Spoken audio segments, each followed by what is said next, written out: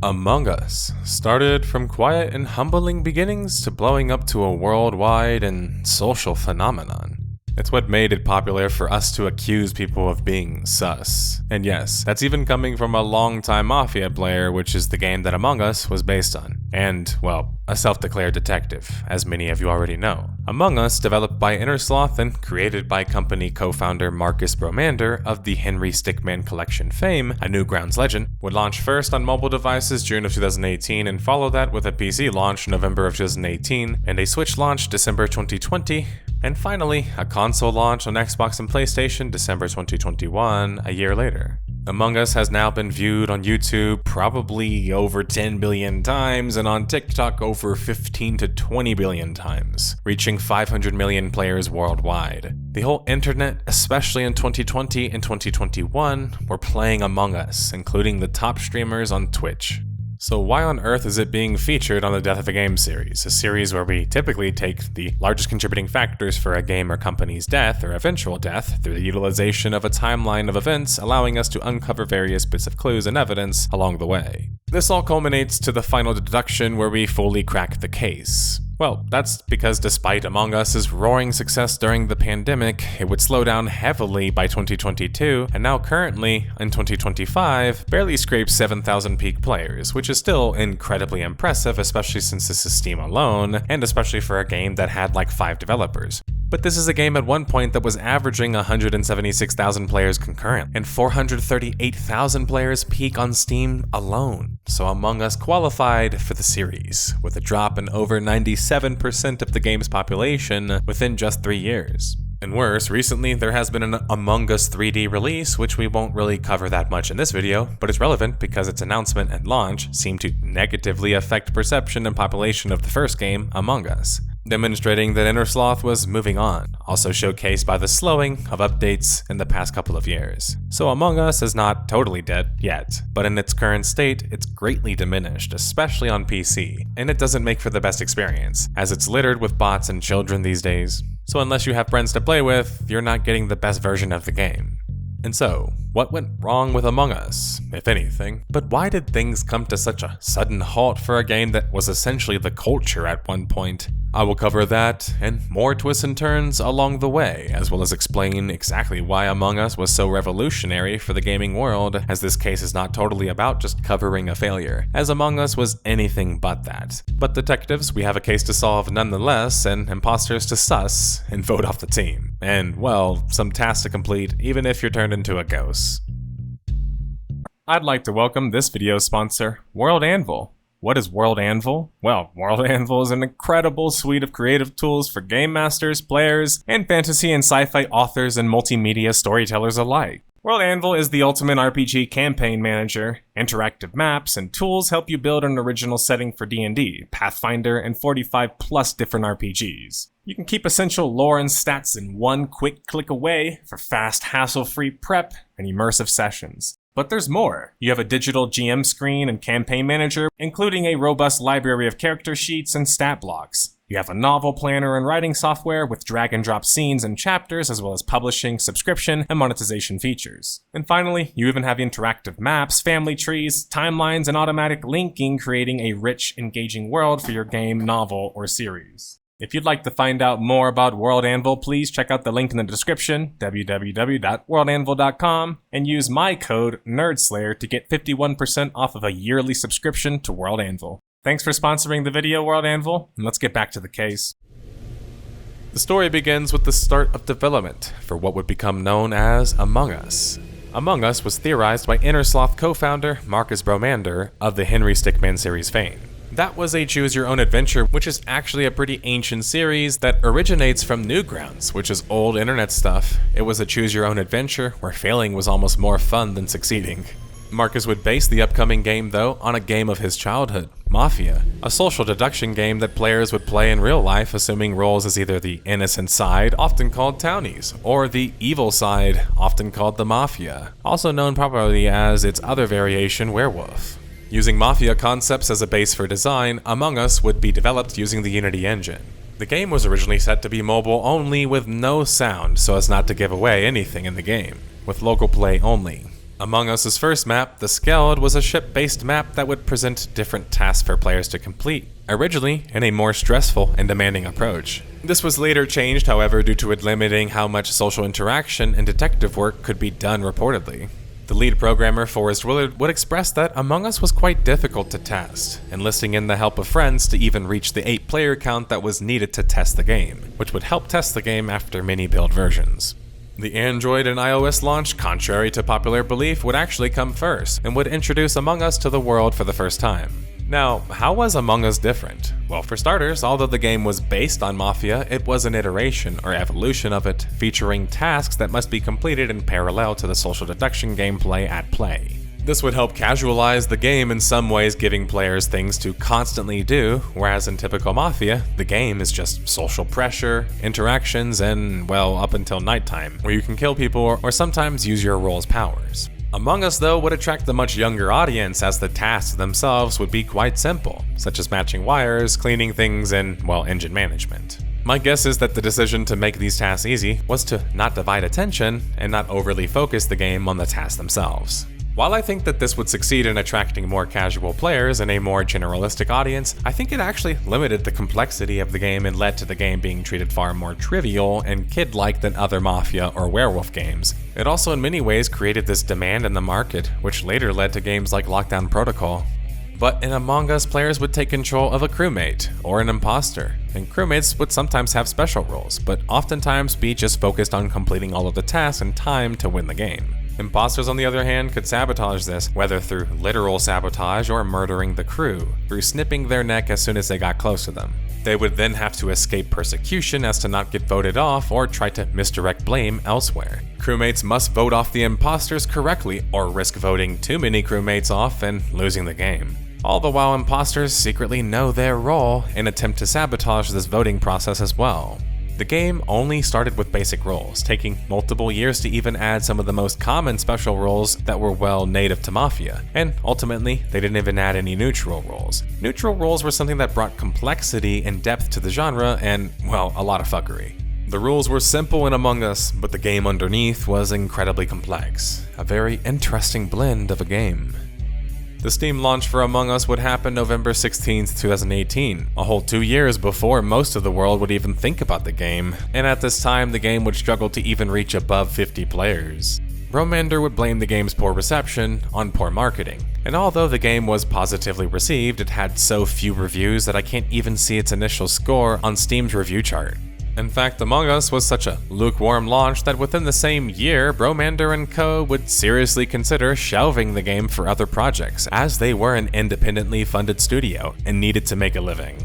Willard would state that the team was working on the game for far too long from a business perspective, to which they even started prototyping other game ideas and got heavily involved in some of these other projects. Without Innersloth being cash positive, Bromander confesses that they might not have even been able to keep working on the game, period. However, after the new map launch, dubbed Mira HQ, the population would start to grow steadily, quadrupling to a few hundred people, from a combination of the new map and, well, the natural growth of the game. Mira HQ is one of the most underplayed maps though, because it typically only has one direction for crewmates to navigate, and that makes for easy pickings for imposters. But the maps in Among Us, unlike other Mafia games, actually changed the game, because there was localization and different tasks specific to each map. Polis, the third map, would also be added, costing $4 as well, and wouldn't succeed at moving the needle nearly as much though. While Among Us needed to make money to justify their time spent on the game, charging $4 for each of the new maps was a bit of a hard sell, especially when the game was just like $5, a dollar more. Polis though would end up being rated one of the more balanced maps in the game. The big break for Among Us, you know, the kind where everyone calls you an overnight success despite having launched 2 years prior, would come June 2020, when they would have a stroke of genius and make their 2 new maps free. Immediately after, and within a month, and some of the biggest names in Twitch streaming and video game history would start picking up the game and covering it, starting with WoW streamer turned variety streamer Sodapoppin, and exploding to the likes of XQC, Pokimane, Shroud, Ninja, MrBeast, Disguised Toast, and PewDiePie. Suddenly the game had blown up to 6,700 players peak, and then in just one more month, a whopping 73,000 players peak. And throughout this, Innersloth was attempting to work on a sequel secretly, in an attempt to improve their flawed and difficult codebase reportedly. That means that there was supposed to be an Among Us 2. And before they got there, they were going to start with a major update for Among Us 1, which would increase the game's player base size, add new servers since the game was actually originally built on just one free Amazon server, which is kind of crazy, and implementing better code for longer games. But that sequel would be cancelled in favor of focusing on the current success of Among Us, which somehow on Steam alone had quadrupled a month later at now 438,000 players peak and 151 players concurrently. The game had now blown up to 3.8 million players owning the game, period, near just the end of the month. Among Us had reached Steam's top 100 played and ignited the internet, with 4 billion views on YouTube and 13 billion on TikTok+. Even Alexandria Ocasio-Cortez, a famous American politician, had streamed the game in an attempt to connect with gamers and the youth and draw attention to the Democratic campaign. There was even a parody show concerning the game that would receive a massive 21 million plus viewers, mimicking the success and impact of Halo and the Red vs. Blue series in a sense. Among Us was even larger on mobile though, where reportedly 97% of the user base was lying at, though the PC version, despite making up only 3% of the game's audience, made up 64% of the game's generated gross revenue. This is actually quite interesting, and likely dictates the social proofing that comes from the PC platform due to the streamer popularity largely residing there, which would clearly actually heavily impact sales and revenue generated. Interesting. As much as people can hate on streamers, they do seem to have a major impact on your game. Within a month, there was a new major update, now with the ability to make votes anonymous, colorblind support, and more. This might sound like a small update, but remember at this point nerdSlayer was just focused more on trying to keep their servers running than trying to make new content with this massive influx of, well, hundreds of thousands of players, especially with such a small development team of just a couple of people. I think it would probably have been smart to start expanding at that point, but I will argue that later on, because perhaps that was not really a business decision they were wanting to make, and not one entirely that I can call bad, especially given their success. But there would indeed be a sus person among us. Something nerdSlayer should have probably expected, due to crafting a social deduction game online in this day and age, sadly. And that was hackers, and then bots. And the first major attack from them, in a coordinated effort, came October 2020. This effort was able to black screen some players and even hack their Steam accounts through social engineering. While nerdSlayer would respond swiftly, acknowledging the problem, they wouldn't really fix hacking as an issue, until even just recently. Among Us was always going to create a desire for people to ruin people's experiences, as it's a social game in general that relies on players' input. And it means when you troll one of the games, you just got 7 players or more to interact and react to your trolling. Among Us's lack of hack protection led to a drop in population, and a frustration of the player base, especially as they started to recognize that bots would continue to be an issue, as would kids, as we will talk about later.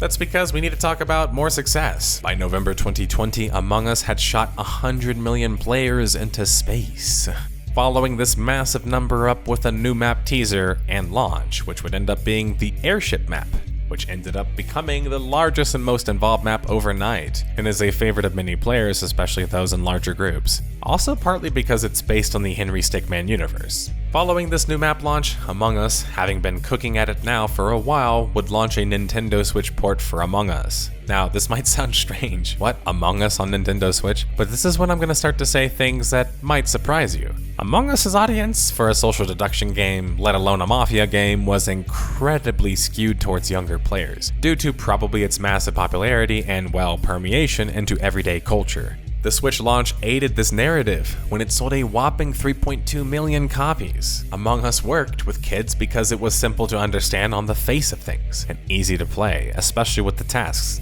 The problem was, most social deduction games, especially those online like Town of Salem or even StarCraft II Mafia, shout out boys, are heavily moderated or enforced by their communities, meaning players in those games are quick to boot trolls, racists, and people who AFK, penalizing them. So even if the game doesn't do it for us, we will do it ourselves. But since the player counts for these games aren't really that big, it's easier to enforce these rules and community expectations of play. And well, have a community, like I said, who blacklist players who have bad behavior or are toxic. Among Us didn't have any of this. There wasn't any real sense of moderation, and no age restriction for the game yet. Especially since it was being sold to kids with 13 plus as the current PEGI rating, with younger kids playing it, trust me. You're a such a monster. And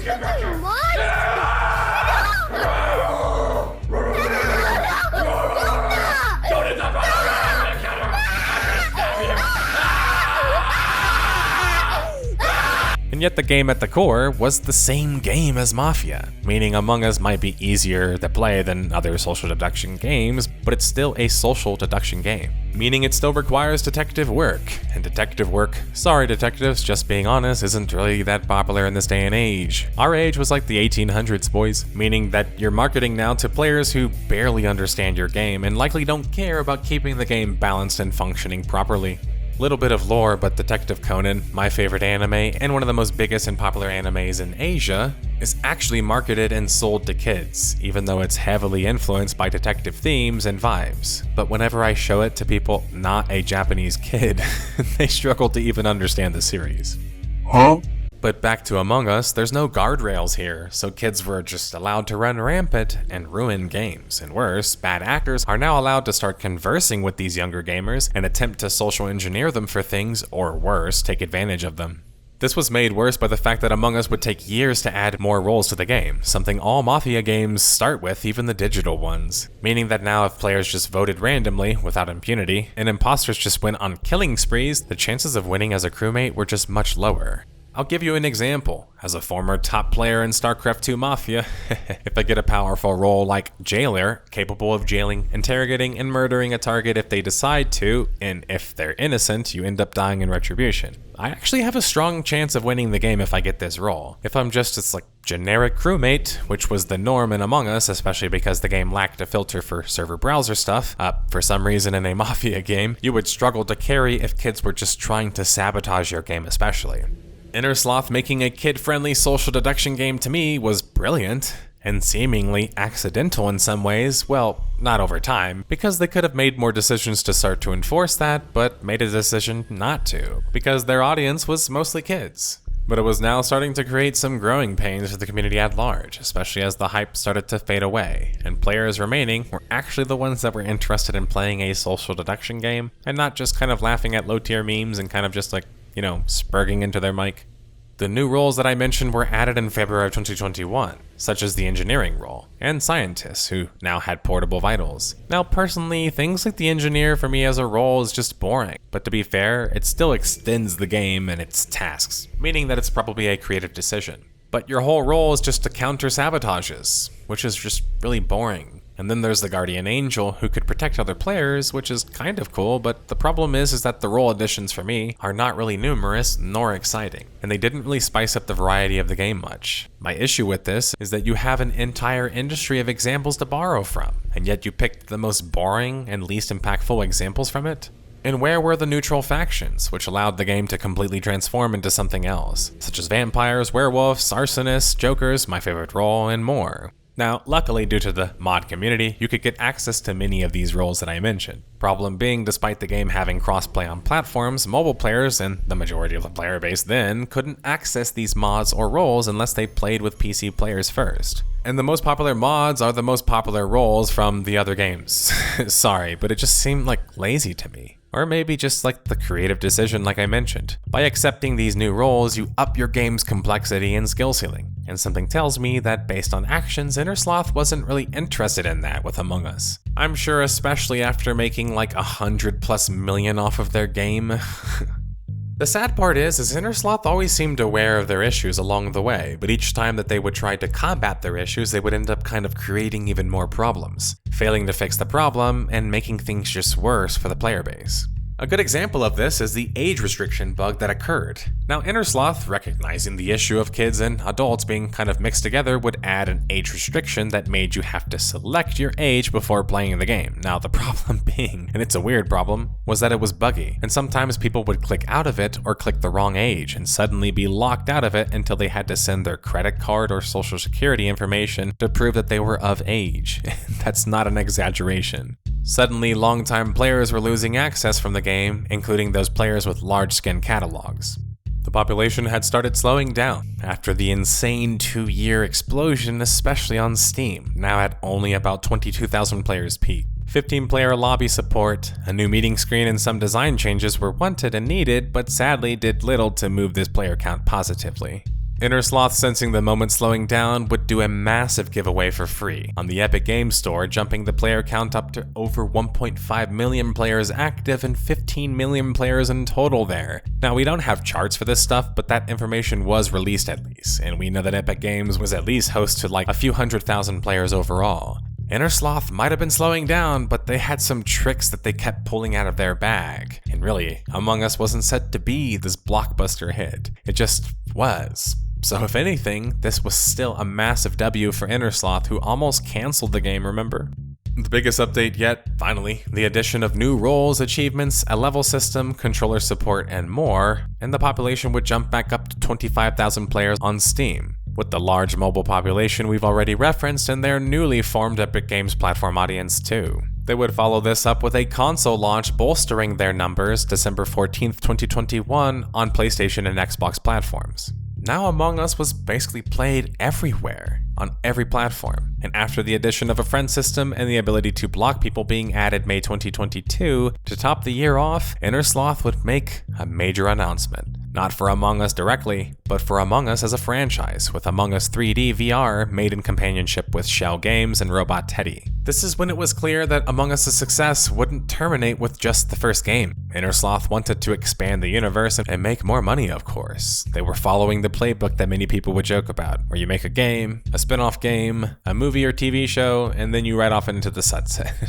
But anyway, the VR 3D game was because VR was growing. The problem was, well, Among Us 3D VR wasn't very well received. That's because it lacked core features. It had no party system, no age restriction and enforcement, no tasks in the game, only one map, no hands in first person, and still no browser settings. But worse, now without even server browsing period, to combat moderation of voice, instead of enforcing a age restriction, they started enforcing recording software. This would come across in the way of censorship, through the implementation of voice recording software that you had to consent to use. This obviously would rub people the wrong way, especially because it was being enforced even in private games, which just made people question what the audience of the game even was. Sure, you might say, wow, boo-hoo, people couldn't say slurs, but it's more than that. If this game is for 13 plus, why are private games also being subjected to the same censorship and moderation that the kids were? It's the unwillingness of Innersloth and co. to not take those young kid dollars, well, their parents' dollars, and divide the audiences properly.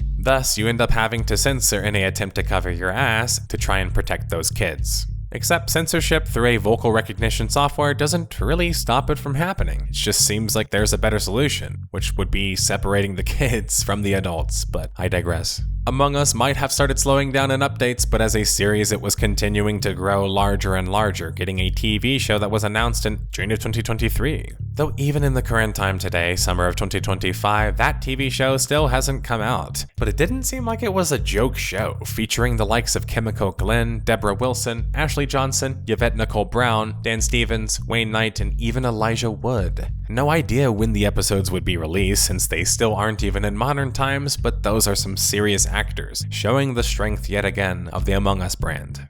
After the 3D VR chat fiasco, Innersloth would attempt to add more moderation to their voice chat and Among Us proper as well, taking a similar approach. This time you would have to confirm your age again, but if you pressed incorrectly or were locked out, you wouldn't even be able to use voice chat now. Instead, you had to use the game's quick chat system, which was not only buggy sometimes, as it would still affect players that were using voice chat instead of it, but the quick chat wasn't for adults, clearly. It was to keep kids in younger lobbies. The problem being the options are limited, well, by design, and when creating an account, again, like with previous age restriction stuff, you could still encounter issues even if you click the right age, such as the dreaded account creation failed bug, and all Android phones for a time were unable to even access this feature period, leaving you stuck with the quick chat options. And if you're stuck with these options, that means you can't even get close to the complexity that's needed to navigate your way through a social deduction game. Imagine trying to make your case with just very simple options. Eventually these bugs would be fixed, but a slew of children would keep complaining. After all, the game was basically made for them, and I can kind of understand their plight, even if it slightly made the game more tolerable for everyone else. Think, originally they had voice chat, but now for the ones that weren't old enough or the ones that could select the options, they couldn't use it.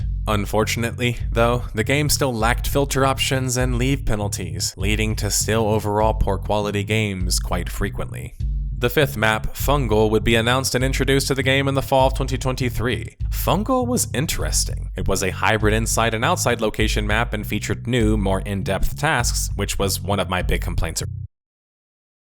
The fifth map, Fungal, would be announced and introduced to the game in the fall of 2023. Fungal was interesting. It was a hybrid inside and outside location map and featured new, more in-depth tasks, which was one of my big complaints originally. It's not very new player friendly, which I feel like is fine at this point of the game's lifespan, but many felt that for what it was, Polis was just a better map and was more understandable by comparison, especially since it felt more faster paced. But I think that Fungal is a better map personally. But the problem is that the audience of the game has already been kind of, well, molded after focusing more on like the faster paced action stuff, desiring less complexity overall. So Fungal's cool, but almost seemed like it was too late in a sense.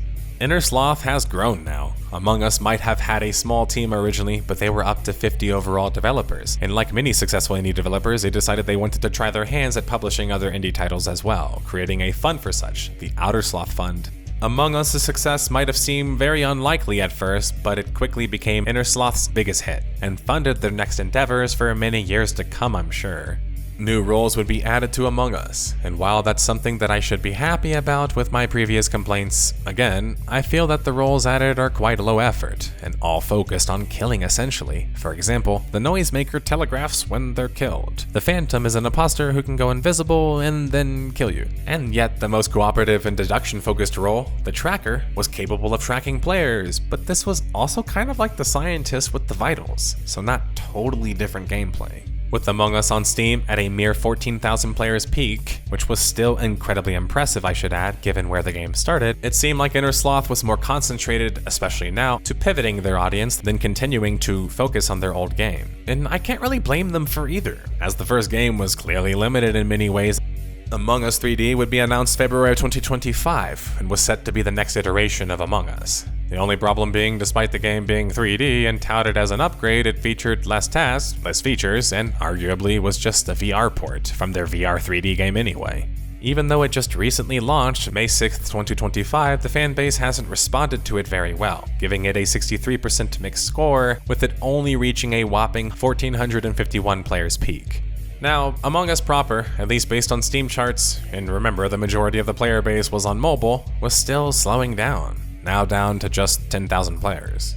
And yet 7 years after its launch would keep chugging, with another long-needed update, with matchmaking improvements and game option filters finally.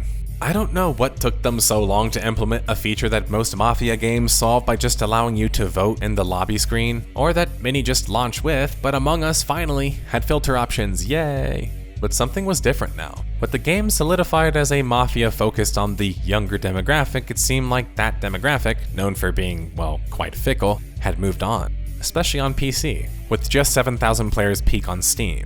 What used to be a part of everyday culture had finally slowed down to just a jog.